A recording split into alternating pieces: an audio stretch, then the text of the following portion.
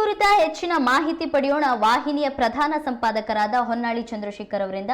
ಹೊನ್ನಾಳಿ ಚಂದ್ರಶೇಖರ್ ಅವರೇ, ಕಾರ್ಮಿಕ ಸಂಘಟನೆಗಳು ಬಂದ್ಗೆ ಕರೆ ನೀಡಿದೆ. ಈ ಕುರಿತ ಅಪ್ಡೇಟ್ಸ್ ಏನಿದೆ? ಬೇಗ ಕೇಂದ್ರ ಸರ್ಕಾರ ಕಾರ್ಮಿಕ ವಿರೋಧಿ ನೀತಿಗಳನ್ನ ಅನುಸರಿಸ್ತಾ ಇದೆ ಅಂತಕ್ಕಂತ ಆರೋಪ ಬಹಳ ಪ್ರಮುಖವಾಗಿ ಕಾರ್ಮಿಕ ಸಂಘಟನೆಗಳು ಮಾಡ್ತಾ ಇದ್ದಾವೆ.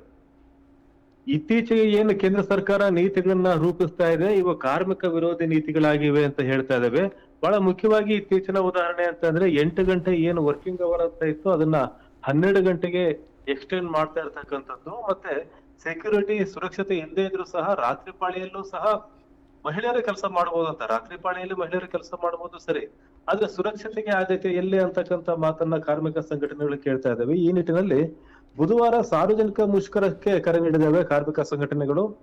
ಬಹಳ ಪ್ರಮುಖವಾಗಿ ಬ್ಯಾಂಕಿಂಗ್, ವಿಮೆ, ಅಂಚೆ, ಕಲ್ಲಿದ್ದಲು ಗಣಿಗಾರಿಕೆ, ಹೆದ್ದಾರಿಗಳು ಮತ್ತೆ ನಿರ್ಮಾಣ ವಲಯ, ಈ ವಲಯದಲ್ಲಿರ್ತಕ್ಕಂಥ ಕಾರ್ಮಿಕರು ಸರಿಸುಮಾರು ಅವರು ಭಾರತದಲ್ಲಿ 25 ಕೋಟಿಗೂ ಹೆಚ್ಚು ಕಾರ್ಮಿಕರಿದ್ದಾರೆ. ಬರೀ ಈ ವಲಯದಲ್ಲೇನೆ ಬ್ಯಾಂಕಿಂಗ್, ವಿಮೆ, ಕಲ್ಲಿದ್ದಲು ಗಣಿಗಾರಿಕೆ, ಅಂಚೆ, ಹೆದ್ದಾರಿ ಮತ್ತು ನಿರ್ಮಾಣ, ಈ ವಲಯದ 25 ಕೋಟಿಗೂ ಹೆಚ್ಚು ಕಾರ್ಮಿಕರು ಬುಧವಾರ ಸಾರ್ವಜನಿಕ ಮುಷ್ಕರವನ್ನು ನಡೆಸ್ತಾ ಇದ್ದಾರೆ. ಈ ಮುಷ್ಕರದ ಕಾರಣಕ್ಕಾಗಿ ದೇಶಾದ್ಯಂತ ಹಲವು ಸೇವೆಗಳು ಅಸ್ತವ್ಯಸ್ತ ಆಗುವ ಸಾಧ್ಯತೆ ಇದೆ. ಕೇಂದ್ರ ಸರ್ಕಾರದ ಕಾರ್ಮಿಕ ವಿರೋಧಿ ನೀತಿ, ರೈತ ವಿರೋಧಿ ನೀತಿ, ರಾಷ್ಟ್ರ ವಿರೋಧಿ ನೀತಿ ಮತ್ತು ಕಾರ್ಪೊರೇಟ್ ಪರವಾದ ನೀತಿಯನ್ನು ಅನುಸರಿಸ್ತಾ ಇದ್ದಾವೆ ಅಂತ ಹೇಳಿ ಈ ಕಾರ್ಮಿಕ ಸಂಘಟನೆಗಳು ಆರೋಪ ಮಾಡಿದ್ದು ಭಾರತ್ ಬಂದ್ಗೆ ಕರೆ ನೀಡಿದೆ. ಭಾರತ್ ಬಂದ್ ಇತ್ತೀಚಿನ ವರ್ಷಗಳಲ್ಲಿ ನಡೆದಿದ್ದಿಲ್ಲ, ಆದ್ರೆ ಈ ಬಾರಿ ಕಾರ್ಮಿಕ ಸಂಘಟನೆಗಳು ಒಗ್ಗಟ್ಟಾಗಿ ಹೋರಾಟಕ್ಕೆ ಧುಮುಕ್ತಾ ಇವೆ.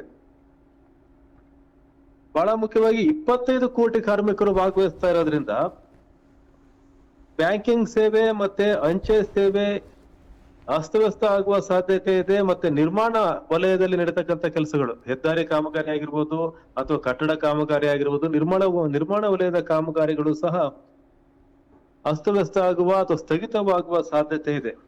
ಒಟ್ಟು 17 ಬೇಡಿಕೆಗಳನ್ನ ಈ ಕಾರ್ಮಿಕ ಸಂಘಟನೆಗಳು ಕಾರ್ಮಿಕ ಸಚಿವ ಮನ್ಸುಖ್ ಮಾಂಡವೀಯ ಅವರಿಗೆ ಕಳೆದ, ಆದ್ರೆ ಇದಕ್ಕೆ ಸ್ಪಂದನೆ ಇಲ್ಲ. ಏನು 17 ಬೇಡಿಕೆಗಳನ್ನು ಕೊಟ್ಟಿದ್ದು ಇದಕ್ಕೆ ಕೇಂದ್ರ ಸರ್ಕಾರ ಯಾವುದೇ ರೀತಿಯಾದಂತಹ ಪರಿಹಾರವನ್ನು ಕೊಡ್ತಾ ಇಲ್ಲ ಅನ್ನುವಂತ ಆರೋಪವನ್ನ ಮಾಡ್ತಾ ಇದ್ದಾವೆ. ಮತ್ತು ಕಾರ್ಮಿಕರ ವಾರ್ಷಿಕ ಸಮಾವೇಶವನ್ನ ಏನ್ ಮಾಡ್ಬೇಕು, ಸರ್ಕಾರನೇ ಮಾಡ್ಬೇಕಾಗಿತ್ತು. 10 ವರ್ಷಗಳಿಂದ ಕಾರ್ಮಿಕರ ಸಮಾವೇಶವನ್ನ ಮಾಡಿಲ್ಲ. ಅದರ ವಿರುದ್ಧವಾಗಿ ಕಾರ್ಮಿಕರಿಗೆ ಅನಗತ್ಯವಾದಂತ ಕಾರ್ಮಿಕರಿಗೆ ಹೊರೆಯಾಗುವಂತ ನಿರ್ಧಾರಗಳನ್ನ ಕೇಂದ್ರ ಸರ್ಕಾರ ತೆಗೆದುಕೊಳ್ತಾ ಇದೆ ಅಂತ ಹೇಳಿ ಕಾರ್ಮಿಕರು ಈಗ ಆರೋಪವನ್ನ ಮಾಡ್ತಾ ಇದ್ದಾರೆ.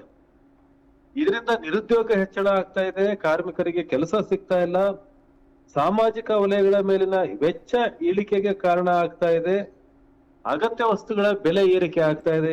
ಈ ಕೇಂದ್ರ ಸರ್ಕಾರದ ನೀತಿಯಿಂದ ಇದು ಅಸಮಾನತೆಯನ್ನು ಹೆಚ್ಚಿಸ್ತಾ ಇದೆ, ಇಡೀ ದೇಶದಲ್ಲಿ ವರ್ಗಗಳ ನಡುವೆ ಅಂತರವನ್ನು ಸೃಷ್ಟಿಸ್ತಾ ಇದೆ ಅಂತ ಹೇಳಿ ಕಾರ್ಮಿಕರ ವೇದಿಕೆ ಆರೋಪಗಳನ್ನ ಮಾಡ್ತಾ ಇದೆ. ಈ ನಿಟ್ಟಿನಲ್ಲಿ ಬುಧವಾರ ಭಾರತದಾದ್ಯಂತ ಬಂದ್ಗೆ ಕಾರ್ಮಿಕರು ಕರೆಯನ್ನು ಕೊಟ್ಟಿದ್ದಾರೆ.